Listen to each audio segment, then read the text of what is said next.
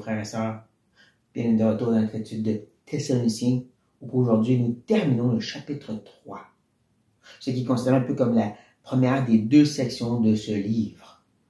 Où est-ce que la première est beaucoup plus de l'information, des efforts pour rebâtir des liens avec les Thessaloniciens. La deuxième, c'est de l'instruction, de l'enseignement. Voici des petites choses que je vais être sûr que vous comprenez et qui répondent à certaines questions qu'ils avaient. Donc, de la même façon que cette première section a commencé, elle se termine. La prière, les louanges et actions de grâce qu'il fait auprès de Dieu et les choses qu'il prie pour eux. Et c'est intéressant parce qu'il va revenir sur qu'est-ce qui était déjà là pour ensuite dire que son désir, c'est que ça continue. Vous allez voir comment cette prière a beaucoup nous enseigné sur cette marche chrétienne, cette croissance dans la foi. Donc, comme je dis, la première prière, elle était centrée sur ce qui était déjà arrivé. Leur conversion, c'est de tourner des idoles vers Dieu.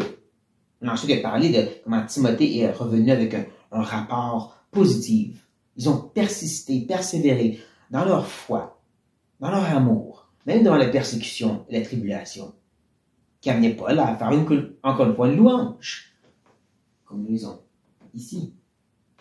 Quelle action de grâce, en effet, nous pouvons rendre à Dieu à votre sujet, pour toute la joie que nous éprouvons à cause de vous, devant le Dieu. Il faut comprendre que le « en effet » peut aussi être traduit par « car ». Il y a vraiment cette idée de « à cause de ce bon rapport », j'ai plein d'actions de grâce. C'est vraiment ça l'idée.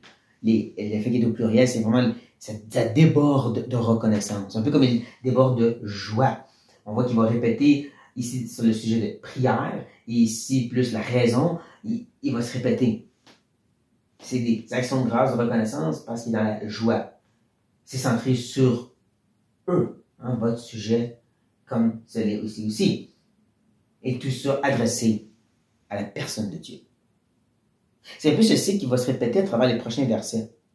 Vous allez voir qu'il est bien sûr en train de parler à Dieu, qu'il est en train de parler en rapport avec eux autres, vous, et ultimement, il va expliquer pourquoi il prie. Ici, c'est ce sujet de joie, de la bonne nouvelle qu'il a reçue de Timothée, et là, il va se lancer un peu dans des requêtes, des demandes en rapport avec eux, et ça devant Dieu. On voit aussi que ce cercle va s'agrandir au fur et à mesure qu'on avance. Oui, donc, Paul va continuer en disant « Nuit et jour, nous le prions avec une extrême ardeur de nous permettre de vous voir et de compléter ce qui manque à votre foi. » Encore, le point central, c'est eux. C'est pour leur foi et c'est les voir eux. Et tout ça, c'est demander à Dieu, le prions. Mais, comme il dit, il fait des prières extrêmement ardentes. C'est deux termes ici pour vous montrer à quel point c'est débordant, c'est extrême. Il va même utiliser l'expression nuit et jour. Constant, sans fin, sans cesse. Il ne lâche pas le morceau. Il a pris le trône de grâce et il ne lâche pas jusqu'à ce que Dieu lui permette, lui et son équipe, de pouvoir revenir à Thessalonique. Revenir auprès d'eux et expliquer, ultimement, compléter ce qui manque à votre foi. Ceci ne veut pas dire nécessairement qu'il y avait des manquements. Encore, Timothée revenait avec des bonnes nouvelles de leur persévérance. Pas, oui, ils continuent, mais il y a des problèmes dans l'Église, Paul. Non, ça va bien. Leur attitude, leur foi, leur marche va bien. Mais ceci ne veut pas dire qu'il n'y a pas des manquements en soi. Le mot « compléter » ici parle vraiment d'amener à une pleine complétion, plein succès, de donner une chose à sa plénitude. Voilà, c'est ce que je cherchais. Parce qu'il faut comprendre que notre foi, notre sanctification, elle est toujours progressive. L'idée que non, j'ai bien étudié la Bible, je sais ce qu'il faut faire, je sais juste la mettre en pratique. Non, désolé, il y a toujours des choses à comprendre et à apprendre. La parole de Dieu est vivante. Elle est une caverne sans fin de connaissances et d'instructions. On peut toujours grandir dans notre foi, dans notre amour, dans notre service auprès du Seigneur. Toujours plus à saisir autant qu'il est en pratique.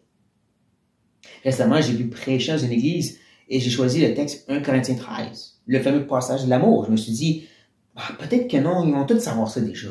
C'est des chrétiens, ça fait longtemps. Ils vont dire, oui, Martin, merci, on le savait déjà. Au contraire, Plusieurs sont venus me voir après et dire, j'avais jamais considéré que cette expression-là voulait dire ça, et dans le contexte, ça parle donc l'amour, c'est plus comme ça. Je réalisais que je suis encore en train d'aimer, comme Dieu commande d'aimer. Ça, des chrétiens de longue date m'ont dit ça, comme ça m'a parlé aussi à moi, à d'étudier le texte, puis réaliser, ouais, il y a encore de croissance à faire en rapport avec qu'est-ce qui est réellement l'amour. Ça, c'est juste un exemple. Donc, c'est pas pour dénigrer les gens de Thessalonique, mais c'est pour aussi leur rappeler, ils sont jeunes dans leur foi, il y a encore beaucoup de croissance à faire. C'est pour ça que les chapitres 4 et 5, c'est beaucoup d'ajouts, d'autres enseignements et exhortations qu'ils ont besoin, que Paul n'a pas pu leur donner. Mais de dire que c'est juste bon pour les nouveaux croyants, puis pour nous, quand ça fait longtemps, non. On a encore beaucoup à grandir, à comprendre et mettre en pratique. Et c'est ça qui va nous faire avancer dans le reste de cette prière. C'est d'aller les voir et de compléter ce qui leur manque. Parce qu'il va dire ensuite que Dieu, ça c'est sa demande, que Dieu, lui-même notre Père et notre Seigneur Jésus, aplanisse notre route pour que nous allions à vous. Là, il revient encore sur cette idée que sa prière, nuit et jour, ardente comme elle était, c'est que Dieu enlève tous les obstacles, tous les empêchements. Rappelez-vous, l'ennemi l'a empêché. Enlève tout, Seigneur, pour qu'on puisse aller voir les gens thessaloniques. Ne manquez pas comment ici, le cercle à qui il s'adresse a grandi. Au début, c'était Dieu, même mais même par Dieu qui est le Père. Et ensuite, il y a ajouté notre Seigneur Jésus-Christ. Comprenez? Ça veut dire qu'il prie le Père et le Fils. Il nous démontre déjà ici, et il le rappelle aux Thessaloniciens, Dieu, c'est Père, Fils et Saint-Esprit. Jésus, c'est pas juste le Seigneur qui est venu nous sauver. Puis là, maintenant, on oublie tout ça. C'est pas comme un être plus grand que l'homme, mais pas Dieu lui-même, comme plusieurs religions ont fait. Non, Jésus, c'est aussi Dieu. Et par cet agrandissement de la personne à qui Paul s'adresse dans sa prière, c'est un rappel aux Thessaloniciens. Le Fils et le Père. Il est Dieu. Donc, encore une première partie de la requête, c'est de pouvoir aller auprès d'eux. Pourquoi? On l'a déjà vu, mais on voit encore. Que le Seigneur augmente de plus en plus parmi vous, à l'égard de tous, cette charité que nous avons nous-mêmes pour vous. Pour comprendre, ce n'est pas une autre requête. C'est la même élaborée. Comme je dis, le cercle s'agrandit. La requête est mieux expliquée. On va le voir ça avec le prochain verset, le dernier aussi. Mais, encore, il s'adresse au Père, à Dieu, le Seigneur. Il prie en rapport avec eux. Que ce soit parmi eux. Et c'est ici aussi que le cercle grandit, parce qu'il va dire aussi que c'est pour à l'égard de tous. Ouais. Il veut que cet amour qui existe déjà auprès des Thessaloniciens, comme il va dire au chapitre 4, elle grandisse toujours plus. On peut toujours mieux s'aimer. Mieux se servir les uns les autres. Lisez Philippiens chapitre 2. Lisez 1 Corinthiens 13. Lisez 1 Pierre 4. Et laissez les vérités, qu'est-ce que c'est vraiment l'amour les uns pour les autres, vous frappez. Et réalisez à quel point que, ouais, non, j'aime pas mes frères et sœurs comme ça. C'est extrême. Mais pas juste entre eux. Quand il dit à l'égard de tous, ça peut inclure les autres chrétiens, dans la Macédoine, disons, et aussi l'Achaïe, comme les Corinthiens. Mais ça peut aussi inclure tous les gens autour d'eux non sauvés. C'est les gens qui leur font des tribulations présentement, là, qui les persécutent, qui les troublent, qui les attaquent, de grandir dans un amour pour eux. Ouais, comme Jésus a dit, il faut aimer nos ennemis. Prier pour les bénir. Ça, il faut l'amour de Dieu pour faire ça. Dieu seul peut aimer ses ennemis au point de les sauver. Donc, Dieu seul peut donner cet amour-là pour ces gens qui nous font du mal. Littéralement, qui nous attaquent, qui veulent nous violenter, comme beaucoup de nos frères et sœurs à travers le monde présentement. C'est pour ça qu'il prie que cet amour grandisse toujours plus. Qu'elle s'augmente non seulement parmi eux, mais auprès de tous, comme elle existe déjà, comme Paul a déjà pour eux, et je dirais vice-versa, bien sûr. On l'a vu à travers cette interaction que Paul a partagée avec les Thessaloniciens, comment il était touché de leur désir de le revoir, parce que lui aussi veut le revoir, il y a beaucoup d'amour entre eux. Et c'est pour ça comment cet amour est fort entre nous, qu'il continue à exister très fortement entre vous, mais aussi pour les autres gens, d'autres chrétiens, puis les autres non-croyants aussi. Il prend un exemple qu'eux comprennent déjà l'amour qui a existé entre Paul et l'Église, puis dire ça grandit davantage. Et dans des cercles plus grands aussi. Comme je dis, les cercles continuent toujours à grandir. Comme la personne qui s'est adressée, le Père et le Seigneur Jésus-Christ, comme ce désir d'aller les voir, il a encore plus été en détail. Et comme j'ai mentionné aussi, cet appel à l'amour va être plus élaboré. Ce désir de compléter ce qui manquait, qui est donc lié à l'amour. Mais c'est pas tout. Afin d'affermir vos cœurs pour qu'ils soient irréprochables dans la sainteté, devant Dieu notre Père, lors de l'avènement de notre Seigneur Jésus-Christ, avec tous les saints. Vous comprenez que le afin, ça explique le but. Il prie que leur charité augmente toujours plus, pour eux-mêmes, entre eux, et pour les autres. Et ça, c'est afin que. C'est pas juste de pouvoir mieux aimer pour mieux aimer. Plus aimer pour plus aimer. Il y a un but à cet amour. Cette charité, cet amour engagé. Et c'est pour les affermir leur cœur, pour les enraciner, justement dans Éphésiens. Éphésiens chapitre 3, une belle prière, allez la voir. Il va parler justement d'être enraciné et fondé dans l'amour pour pouvoir saisir l'infinie grandeur de Dieu et aussi l'amour de Christ qui surpasse toute intelligence.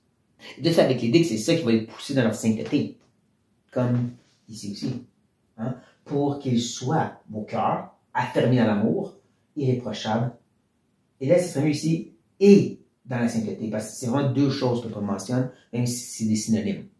D'être irréprochable et d'être saint, ou de vivre d'une façon sainte. On est déjà mis à part au salut, mais continuer cette vie séparée dans notre façon qu'on pense, qu'on parle, qu'on agit. C'est la même chose que l'irréprochable. L'irréprochable, c'est d'avoir aucun blâme mis contre toi. Ça veut pas être sans péché parce qu'on n'a pas péché, mais si tu reconnais, tu le confesses, tu l'amènes à la lumière. Mais non plus, tu n'utilises pas ça comme justification de dire je peux toujours me confesser, je peux continuer à pécher. Mais non.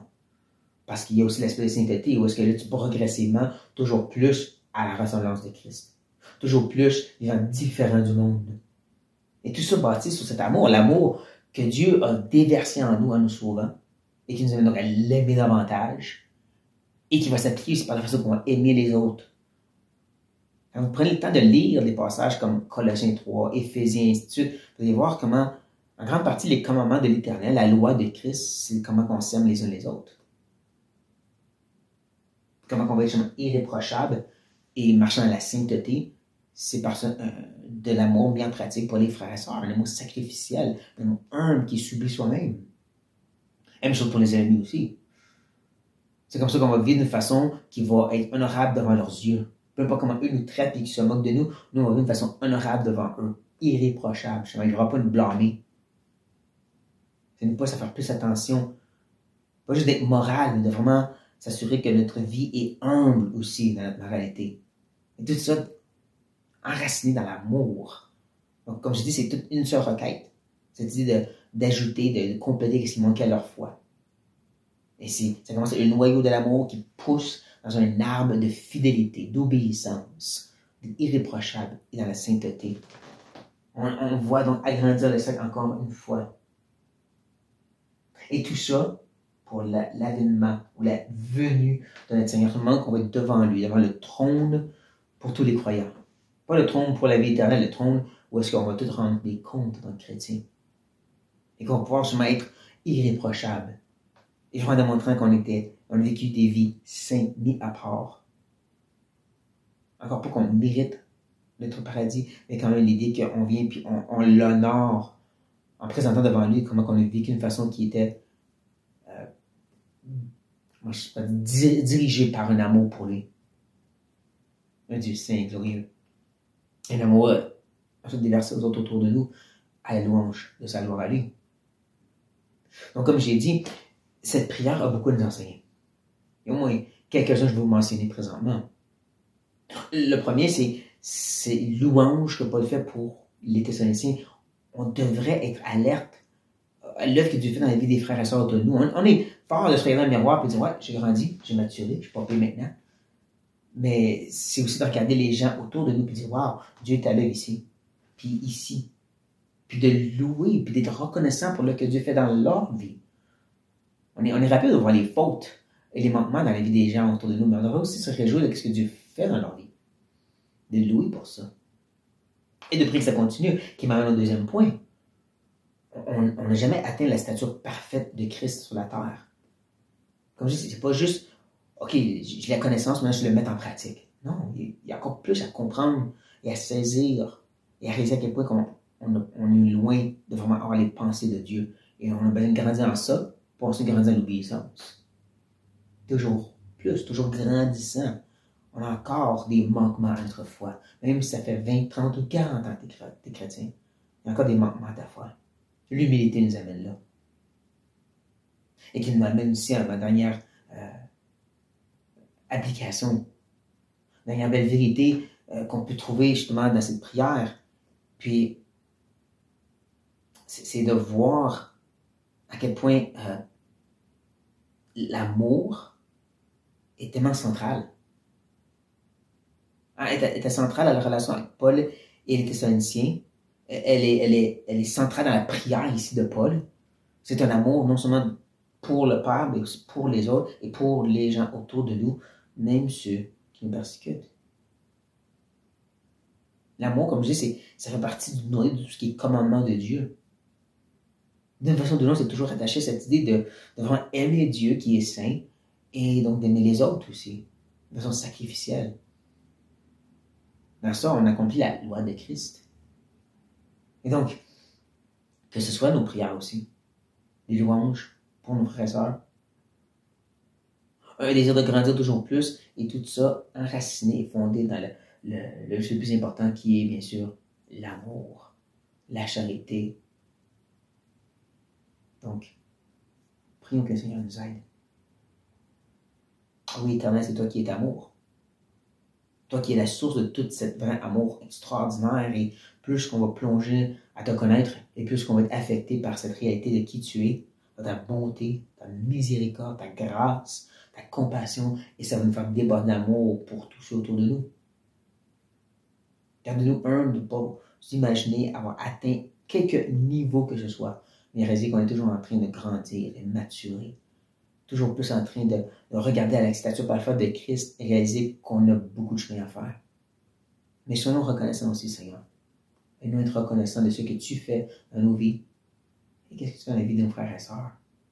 Aide-nous à ne pas juste observer soi-même, Seigneur, mais de vraiment être alerte à tout ce que tu fais autour de nous. Et d'être dans la louange perpétuelle envers toi, qui est digne. À toi la gloire, Seigneur Dieu. Amen. Et soyez bénis.